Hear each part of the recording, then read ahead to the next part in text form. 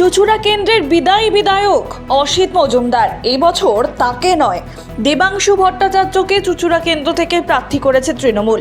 এই নিয়ে প্রথমটায় কিছুটা উষ্মা প্রকাশ করলেও আপাতত দেবাংশুর হয়ে প্রচার করছিলেন কোমর বেঁধে।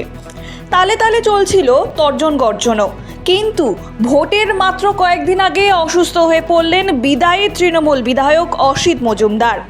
চুঁচুড়ার বিদায়ী বিধায়ক অসিত মজুমদার গুরুতর অসুস্থ হয়ে পড়লে তাকে একটি বেসরকারি নার্সিংহোমে ভর্তি করানো হয়। শুক্রবার তার শারীরিক অবস্থার অবনতি ঘটায় দ্রুত তাকে চুঁচুড়ার নামকরা বেসরকারি নার্সিংহোমে নিয়ে যাওয়া হয়। চিকিৎসকদের সূত্রে জানা গিয়েছে মূলত পেটের সংক্রমণে অসুস্থ হন তিনি। এছাড়া ডায়াবেটিস তো আছেই, একাধিক শারীরিক সমস্যা নিয়ে হাসপাতালে ভর্তি হন তিনি। বর্তমানে তাকে সম্পূর্ণ বিশ্রামে থাকার পরামর্শ দেওয়া হয়েছে। চিকিৎসকদের তত্ত্বাবধানে তার চিকিৎসা চলছে, তাই এই মুহূর্তে প্রচারের ময়দানে ফেরা তার পক্ষে কঠিন।